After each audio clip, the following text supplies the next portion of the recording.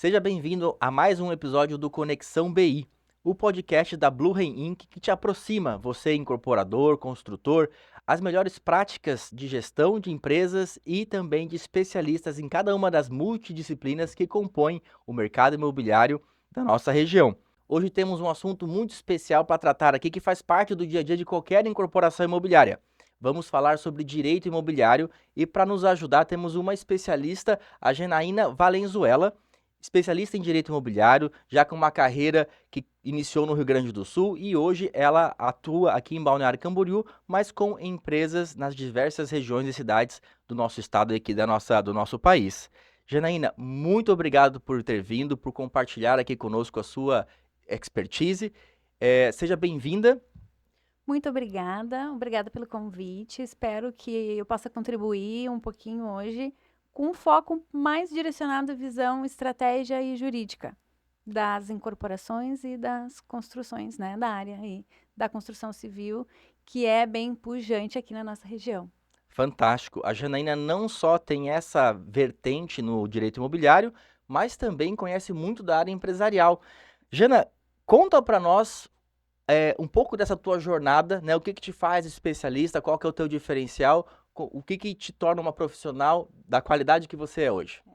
Eu costumo dizer que eu não comecei no direito imobiliário, mas eu me apaixonei pelo direito imobiliário. Porque eu sou do ramo do direito empresarial, trabalhei 13 anos da minha vida só para empresas. E como que eu caí no direito imobiliário? Quando eu começava a atender os meus clientes, eles faziam muitas negociações imobiliárias na vida particular. Então, atendi o cliente, a empresa do cliente, eu, o cliente, pessoa física, mas na pessoa física eles faziam ou investimentos imobiliários ou eles começavam a ir para essa área da construção civil. E eu me apaixonei pelo tema. Então, eu me dedico exclusivamente desde a pandemia, porque a gente fala que a pandemia, ela mudou a vida de muitas pessoas. E desde a pandemia eu comecei a me dedicar exclusivamente ao direito imobiliário. Então, o que que eu posso auxiliar para construtoras e incorporadoras? A minha visão negocial e estratégica do empresarial. Porque não é só construir, né? Até o caminho de você entregar uma unidade, um empreendimento, você tem uma jornada. E nessa jornada, o direito empresarial, ele me dá um diferencial porque eu tenho uma visão 360 do negócio em si, né? Então, eu acho que essa é a contribuição que eu consigo também auxiliar para os meus clientes. Sabe que esse é um dos pontos, Jana, que eu vejo muitos dos nossos colegas incorporadores, de certa forma, tendo atrito ou dificuldade com os conselheiros jurídicos deles, né? O advogado, muitas vezes, ele é bastante avesso ao risco, né? E ele quer mostrar para o empreendedor, para o incorporador, de que aquele contrato, aquele documento, está super arriscado do ponto de vista jurídico. E que a sugestão dele é mudar isso, aquilo, isso, aquilo. Eventualmente, para o ponto de vista comercial de negociação, se for feito dessa forma que o jurista aconselhou, a negociação muitas vezes não vai para frente, a venda acaba caindo, e então é sempre uma concessão, talvez, né? Um trade-off, usando uma É. palavra em inglês. Como é que você vê essa parte? Bom, eu falo que o advogado ele não pode engessar o negócio, começa por aí. Então, a veia empresarial ela já me libertou disso, né?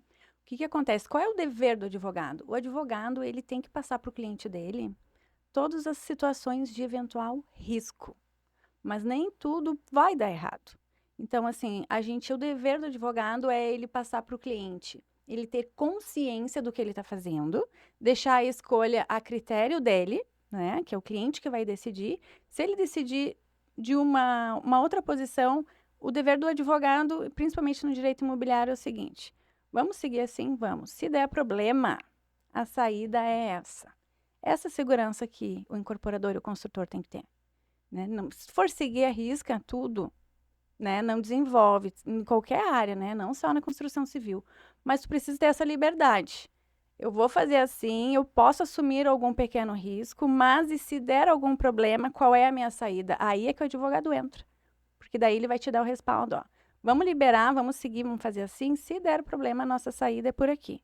Sim. Então, o dever do advogado não é engessar o negócio, e não é empatar vendas, né? Porque os corretores também, quando entra, às vezes, um advogado na jogada, na hora da compra e venda, numa negociação, inclusive os corretores, eles veem o advogado como um empatador de venda. O advogado não é empatador de venda, né? O advogado tem que ter essa visão seguinte: tem coisas que não dá para ser o chatão que eu falo para os meus clientes, né? Tem coisas que a gente faz um contrato bem escrito, um contrato com consciência. Se você faz um negócio, eu falo assim, não existe negócio imobiliário ruim, existe negócio imobiliário mal feito. Uhum. Então, se você tem a consciência, um bom negócio também é aquele que depois o cliente vai dormir tranquilo, né? Não vai ficar com uma preocupação.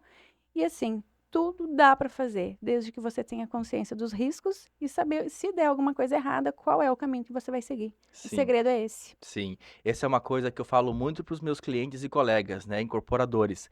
Não é você ser avesso ao risco ou não correr riscos. Isso que a Jana está trazendo é o mapeamento de risco e a mitigação. Ou seja, o que que você faz, quais ações vão ser tomadas caso o risco, o evento de risco venha a ocorrer, né? E muitas vezes a gente consegue mapear isso no papel. A gente cria disciplinas jurídicas, operacionais, de projeto, de mercadológicas, Processos. processos. Processos é muito importante para um CNPJ. Sim. Para o CPF também é necessário. A gente precisa ter metodologia, processos. No momento que você tem processos, tanto ali na parte de gestão, a parte de decisão, inclusive a parte interna e operacional, a organização ela faz a diferença no negócio, né? E a gente vê o que acontece muito aqui na nossa região, que a nossa região ela é muito visada no país inteiro. As pessoas, elas começam a construir aqui desordenadamente. Às vezes, o que eu vejo, tá? Eu tenho muito cliente que ele já é empresário, ele trabalha em outra área e todo mundo quer migrar para a construção civil. Sem qualquer critério, sem qualquer auxílio, orientação, tem tudo para dar errado, né? Aí depois o advogado lá no final, com o problema já estourado, com o causa, dificilmente a gente vai conseguir dar um suporte para o cliente satisfatório. Então, é muito importante também essa mentalidade, essa instrução. Quer entrar na construção civil, quer começar a construir, procure especialistas para orientar. E eu acho que nada mais do que o Pedro também para ajudar nessa tomada de decisão, né? Olha, Jana, se eu te falasse quantas vezes clientes ou colegas vão atrás de um advogado quando a bomba já explodiu, Porque é cultura, né, Pedro? mas toda vez, sabe? Toda vez. Acho que advogado e contador. Contador também tem um pouco essa figura meio assim. Médico também. É. Então, assim, gente, consulta o advogado antes da bomba explodir, sabe? É muito mais fácil você, às vezes, evitar do que depois ficar correndo atrás. Porque o que acontece? O que eu vejo muito hoje em dia? Às vezes o problema ele não é jurídico, é um problema negocial. Às vezes desde a aquisição do terreno, desde do contato e do trato, o que se vai negociar com o investidor num projeto. É tudo, 90% é negocial e 10% é jurídico. Então, se você tem uma assessoria para te dar uma visão negocial ampla e segura, dali tem tudo para dar certo. Porque eu falo que contrato bem redigido evita, tá? E é um estudo também, 45% de litígio depois no judiciário. Sim. Né? Então, isso é importante ter essa consciência. Uma vez eu ouvi uma pessoa dizendo, acho que foi até um jurista, foi algum advogado, falando que contrato bom é o contrato que não é usado, que ele fica na gaveta, ou seja, que ele direcionou, talvez, ou ele foi tão bem amarrado que não deu problema, não teve processo. E eu sou de uma escola que o contrato ele norteia as responsabilidades e deveres das partes. Então, o contrato, ele, na minha visão, talvez discordando desse ponto de vista desse colega, é que o contrato tem que ser um manual visto quase todos os dias, né? De quem que é a responsabilidade por atraso? Como é que eu encontro relação de causalidade, né? Por esse atraso, por esse trabalho mal feito, né? Então, ele rege a relação entre as partes. Qual ponto de vista você se assemelha mais ou você tem um terceiro?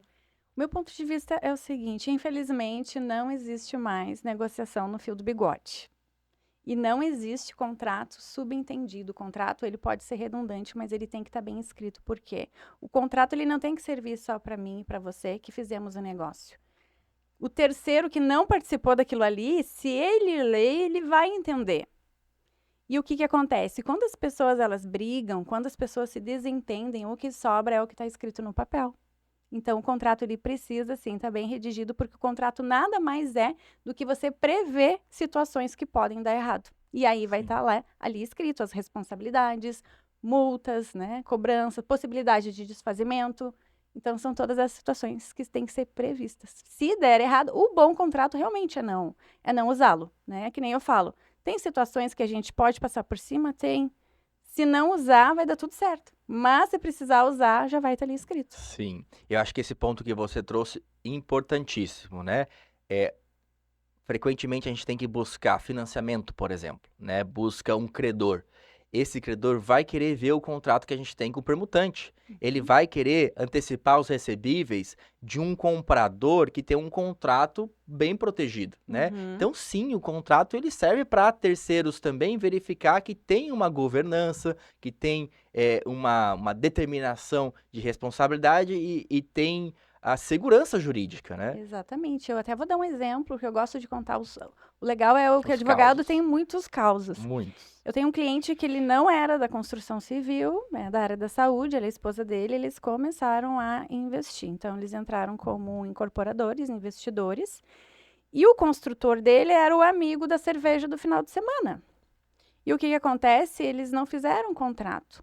Não existia um contrato. De acordo de Então, sócios, tipo isso? acordo não tinha nada. O que que aconteceu? Eles injetaram o valor econômico para o conhecido construir. E aí o conhecido tinha o terreno no nome dele, porque eles compraram o terreno, deram dinheiro, quem colocou no nome foi o construtor, né?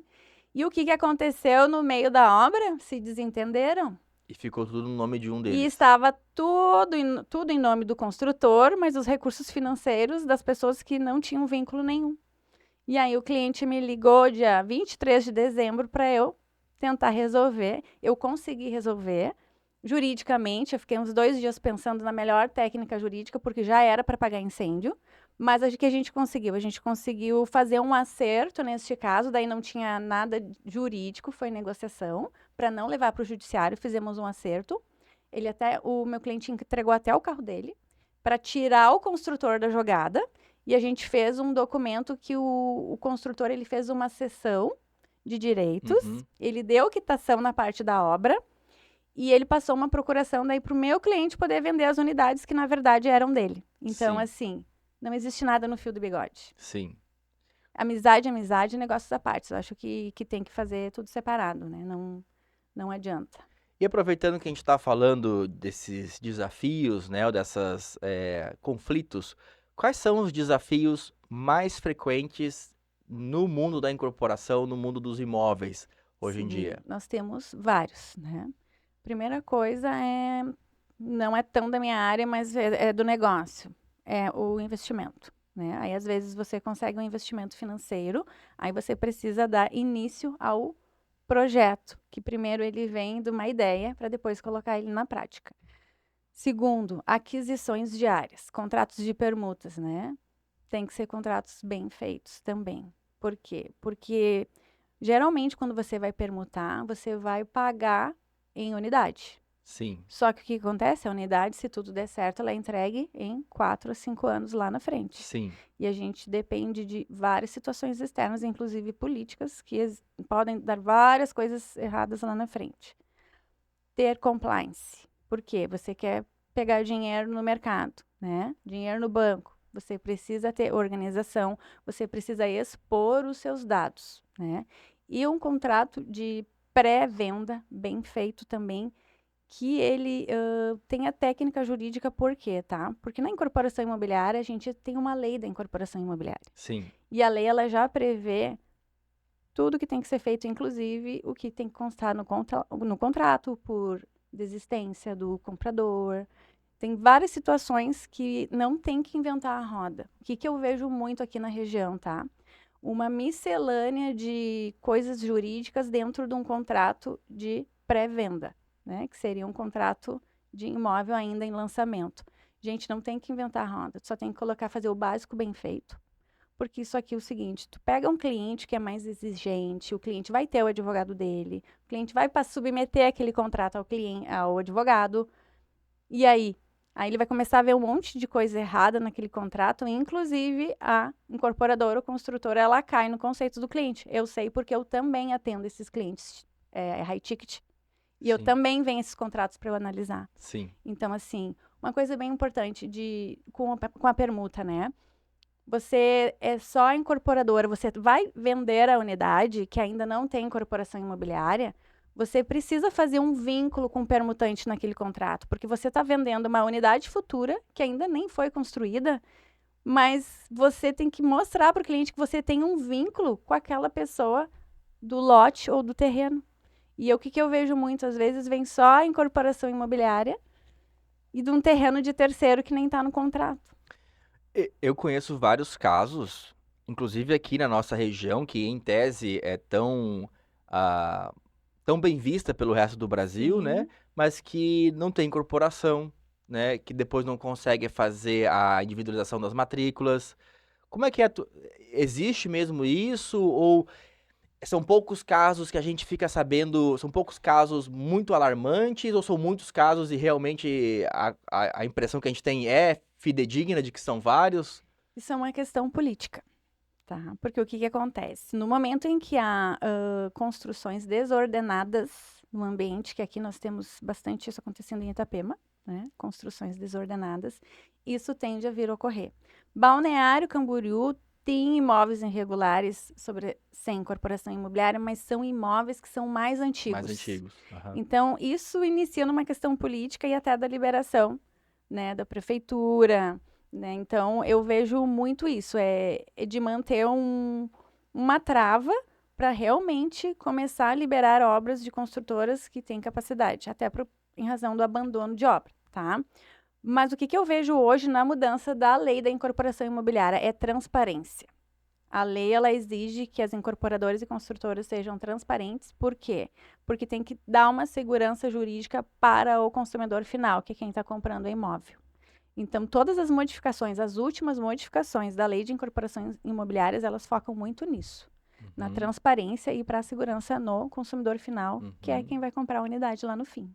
A lei da incorporação, eu acho que o principal objetivo dela é proteger o consumidor, né? Exatamente. Mais do que, às vezes... Claro que tem dispositivos que favorecem, de modo geral, a construtora, mas, de modo geral, o foco da lei da incorporação é proteger o mercado, que foi o que aconteceu, se não me engano, com a quebra da Encol, né, há Isso. 15, 20 anos atrás. A lei de incorporação imobiliária, tá? E a alteração dela, que o pessoal fala que é a lei do distrato, mas nada mais é do que uma alteração dentro da lei da incorporação imobiliária, foi justamente por causa da Encol. Mas também veio para proteger a incorporação imobiliária. Por quê? Antigamente, quando não tinha a parte da lei do distrato dentro da lei da incorporação, não tinha nada que regulava as desistências, porque o pessoal comprava o imóvel na planta e desistia e ficava por isso mesmo, e aí entravam na justiça e as incorporadoras e construtoras tinham que devolver aquele dinheiro. E aí o que acontecia? Elas acabavam quebrando porque elas contavam com aqueles recursos para terminar a obra e quem era o comprador adimplente naquele grupo ali acabava não recebendo o imóvel porque a construtora quebrava.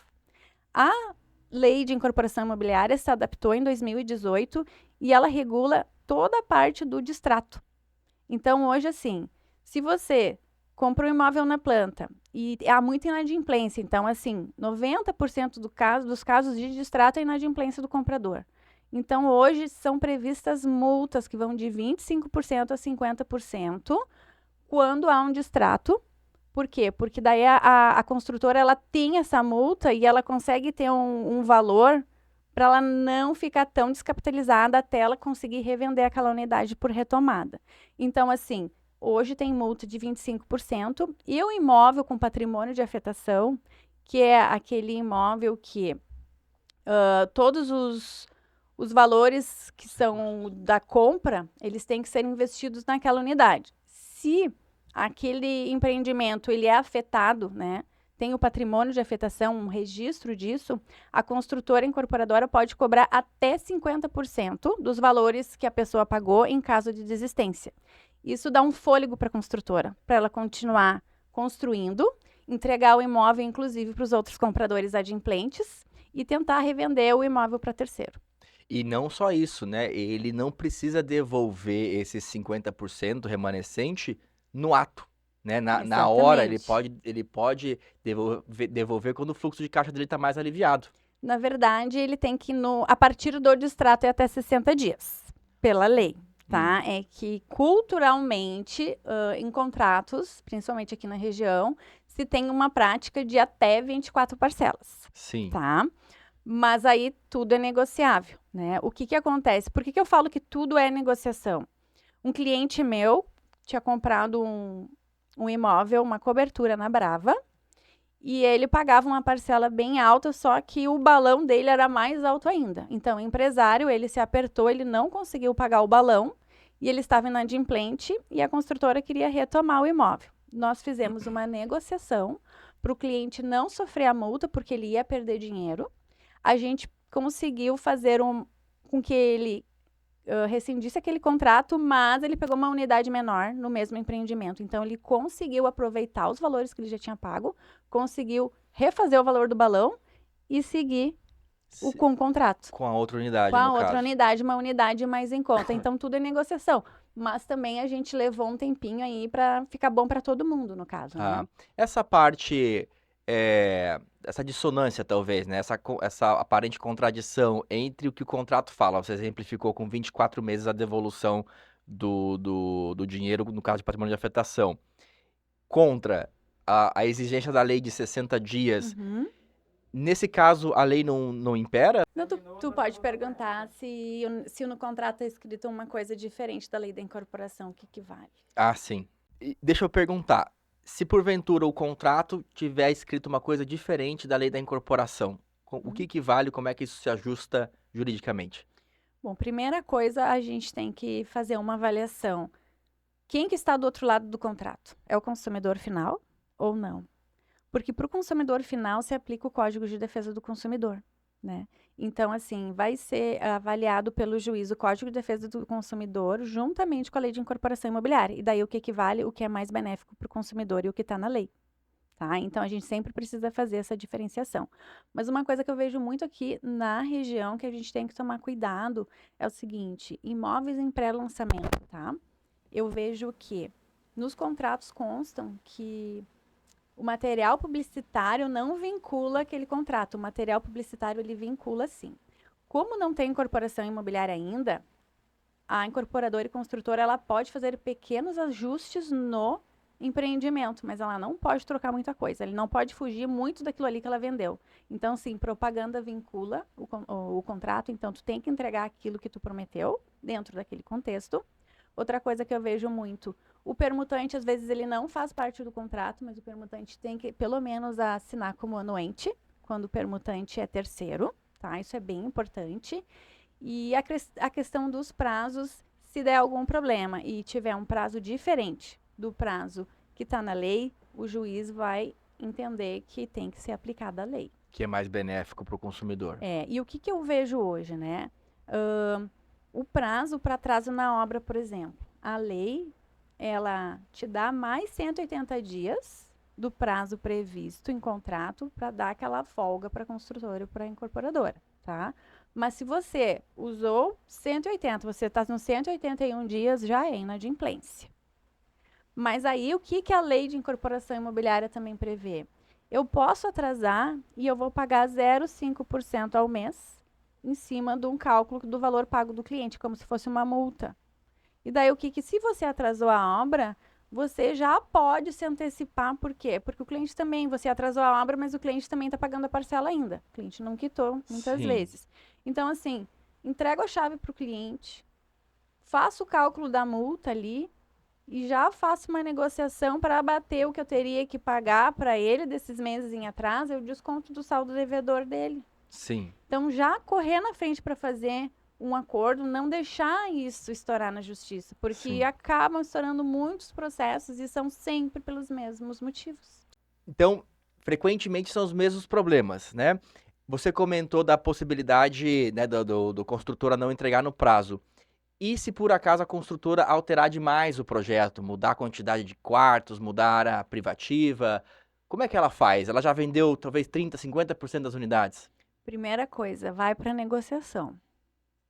Porque isso pode ser justa causa para rescisão do contrato. E rescisão do contrato é todo aquele problema que a gente estava falando antes, né? A descapitalização. Sim. Né? Daqueles valores já pagos. E isso vai acabar na justiça, acaba gerando um passivo muito maior para a empresa. Então, assim, se ele tiver que mudar muito o projeto, chama cliente por cliente, né? Vê se vai ter um aceite. Se tiver o aceite do cliente, pega o aceite por escrito, para não ser levado isso depois para frente. E caso o cliente não aceite, tem que tentar fazer uma proposta aí, alguma compensação financeira, alguma forma. Minha orientação é sempre tente fazer acordo. É um trabalho pequeno, mas no final é um pequeno que eu digo porque você vai começar um por um, né? Sim. Mas é que no fim, se você deixar como tá e deixar a bomba estourar, se cair no judiciário, um processo ele custa muito caro para uma Muito caro. empresa. Para os dois lados, Dos né? dois lados. Então, é sempre puxar para um acordo. Se der algum problema, eu acho que o que é interessante para qualquer empresa, principalmente para construtora incorporadora, é ter transparência e mostrar que você tem a boa fé. Sim. Chamar o cliente, né, que você tem uma transparência. Sim. É isso que a própria lei da incorporação imobiliária, ela vem trazendo, né, a transparência entre a construtora e o cliente. Eu acho que isso é a postura. Sim, é a postura. Esse é o intento do dispositivo, né? Você comentou agora há pouco sobre a venda, né? O pré-lançamento, que cada pessoa às vezes chama de um outro nome, né? A reserva e tal. E a possibilidade da venda ser feita antes da incorporação imobiliária. Até onde eu entendo, a lei da incorporação fala que você não pode fazer anúncio público, né? Como é que era a terminologia que eles usam? Você não pode fazer.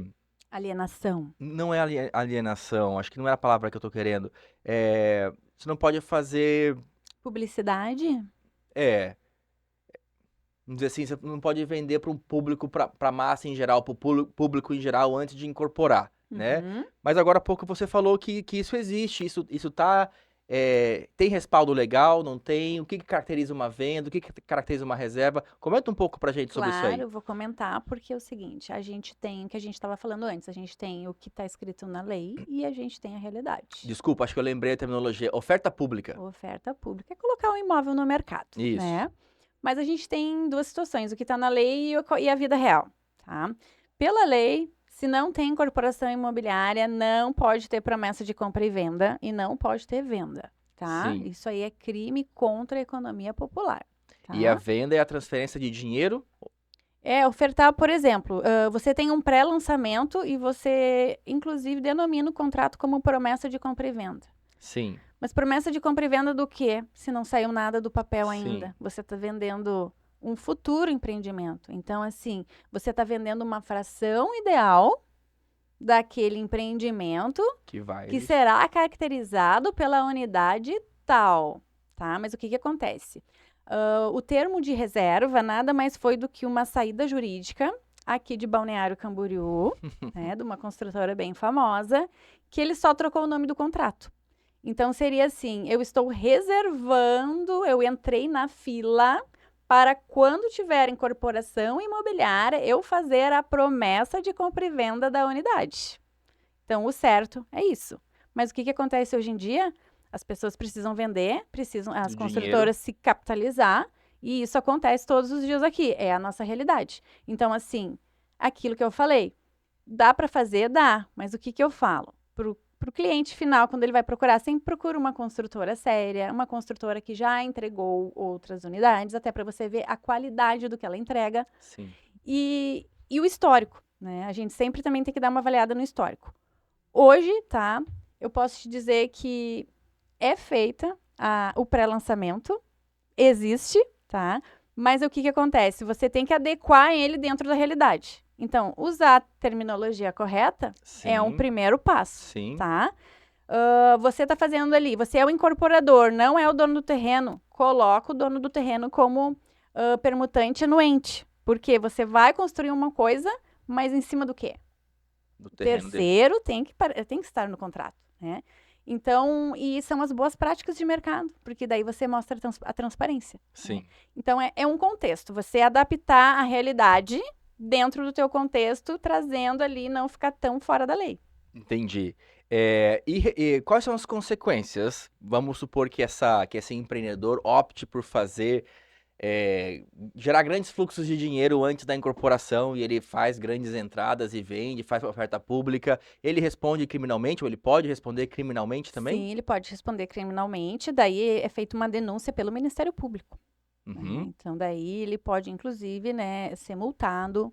Aí também entra o Procon, né? Porque isso Sim, vai estourar no cliente final, que daí se enquadra com o Código de Defesa do Consumidor. Pode ter suas atividades suspensas, então tem sim, várias situações jurídicas, né? sim, O que que eu falo? Não vai deixar de fazer o negócio. As pessoas não estão deixando de fazer o negócio. Tem compra de pré-lançamento todos os dias, eu trabalho com isso todos os dias. Mas o que que a gente faz? A gente tem que adequar essa realidade e fazer dentro de um contexto que é certo, né? Já se respaldar e vida que segue e vai dar tudo certo, a unidade vai ser entregue e o contrato não vai ser discutido. sim, Trabalhamos para isso, sim, né? sim. Eh, Me diz uma coisa, que estratégias que é possível implementar para que um projeto ou uma construtora seja bem-sucedido dentro do âmbito jurídico? Isso. Eu falo que a construtora, ela não é só entregar a unidade, não é só entregar o prédio, né? Então, primeira coisa, ela precisa ter um jurídico parceiro e um jurídico que trabalhe junto, né? Que ajude a tomar as decisões, tá? Mas as decisões conscientes. Ela precisa ter boas pessoas que trabalham na sua equipe, por quê? Porque a gente tem toda a questão ambiental também, que pode ser os entraves, né?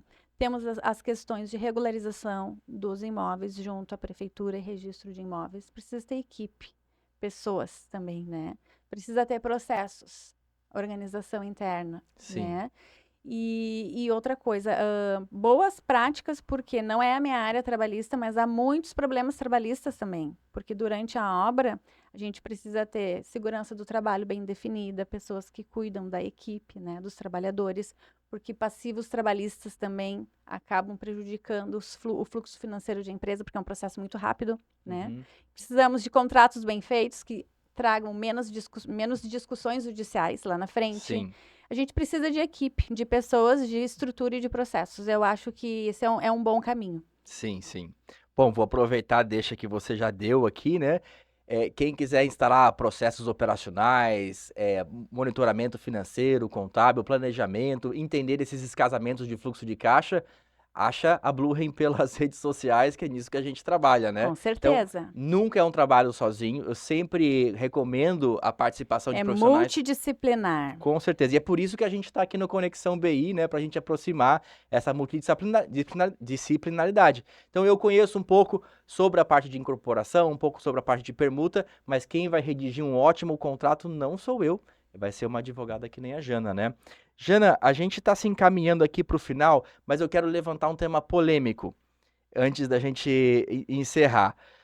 Você mencionou brevemente sobre os projetos, as licenças ambientais, né? E Uhum, de modo geral, eu tenho visto uma participação cada vez mais intensa do Estado. O Estado uhum, não Santa Catarina, mas o Estado com letra maiúscula, uhum. né? O governo, por assim dizer, né? Cada vez mais intervindo e ditando regulamentações e assim por diante. Frequentemente você tem um certo respaldo em lei. Muitas vezes as leis não são muito claras, às vezes tem leis de diferentes esferas, E né? tratamentos diferentes Interpretações entre as diferentes pessoas e também. tratamentos diferentes, né? E tem inclusive aqueles hábitos, por assim dizer, que não estão na lei, né? De às vezes um município, um ente estatal, né? Um ente municipal, estadual, seja lá o que for, querer cobrar uma licença, querer cobrar uma permissão, né, que não tem respaldo na lei. Do ponto de vista do incorporador, muitas vezes a gente se vê rendido. Sim, porque é uma questão política. Mas e aí? O que a gente faz? Nós, incorporadores, queremos conduzir o negócio, tá lá esbarrando numa taxa que inventaram sei lá da onde, né? Uhum. Muitas vezes seletiva, que nem você comentou, depende para quem, né? E aí a gente vai ligar para a Janaína, vai ligar para o advogado e o que a gente vai fazer? A gente vai sentar e vai conversar a melhor estratégia. Por quê? Isso acontece com construtoras, incorporadoras e acontece também em todos os setores, né? Porque a gente esbarra muito nisso. Primeira coisa, a gente tem ferramentas jurídicas para discutir isso através do judiciário, ferramentas jurídicas rápidas, seja um mandado de segurança, seja um pedido liminar, tá? Mas a gente sempre tem que ver se isso vai valer a pena ou não estrategicamente, Porque realmente é a vida do adulto, a vida real. A gente, às vezes, fica na mão de poucas pessoas e tem toda essa questão política, porque o pessoal tem muito medo de se queimar. Uhum. Então, Temos sim. então o que que acontece? Isso acontece também com o corretor, com a construtora. Cada um no seu quadrado, mas todo mundo fica pisando em ovos. É necessário conversar com o cliente e colocar na balança. E se tiver Sim. que brigar, medidas jurídicas sempre tem, né? Sim. Mandado de segurança, pedido liminar, de liberação. Mas aí a gente tem que ver com o cliente o que fica melhor naquele contexto, na realidade dele, né? Porque se é um município em que ele pretende ter mais obras, será que vale a pena? Às vezes eu sinto que é uma luta entre o Davi e o Golias, né? Tipo, e mesmo que você ganhe, será que você leva? Então, é uma situação muito muito tênue, assim, né? Muito É delicada, delicada, é delicada. delicada e tudo precisa de uma visão estratégica, porque às vezes você consegue aquela liberação ali, mas aí você vai ter depois, vão te puxar o tapete por outra situação. Uhum. Então, tudo é estratégia. Sim, Estratégia multidisciplinar. sim, fantástico. Bom, estamos chegando ao fim. Fico muito grato pela sua audiência, você que nos assistiu até agora, que nos privilegiou com o seu engajamento, com a sua atenção. Aproveita que você está aqui até o final, deve ter gostado do conteúdo, mete o dedo no like, compartilha com seus colegas incorporadores, advogados, corretores e assim por diante. E quero agradecer imensamente a minha convidada, Jana, muito obrigado por estar aqui. Eu que agradeço o convite. Comenta aqui conosco como é que as pessoas que querem te achar, que querem saber mais do teu serviço, como é que elas te procuram, onde é que elas vão? Sim, o mais fácil hoje é o Instagram, né? @Janaína Valenzuela. O meu site é www.janainavalenzuela.com.br, aonde eu também tenho a parte do blog com vários conteúdos informativos, que eu sempre falo que é muito legal. O pessoal não tem obrigação de saber tudo, mas é bom o pessoal ter noção, pelo menos de algum assunto, né, que seja interessante. E o meu telefone também no meu WhatsApp, que é meu telefone do escritório, 4799-256-5331. Ou se quiser tomar um café, também o escritório fica em Balneário Camboriú, no centro ali, me manda uma mensagem e a gente agenda uma reunião. Fantástico. Vou aproveitar a pegada aqui. Você também deve seguir nós do Blue Rain Inc., o Conexão BI. Nós temos um canal no YouTube, temos também uma página no LinkedIn, no Instagram e no Spotify. Todas as quintas-feiras nós temos conhecimento e conteúdo de qualidade lançado às 18 horas nessas plataformas. Acompanhe lá para ficar mais por dentro das melhores práticas de gestão e também ampliar sua visão estratégica dentro do mercado imobiliário. Mais um agradecimento para você que está aqui conosco até o final e nos vemos na próxima quinta. Um forte abraço.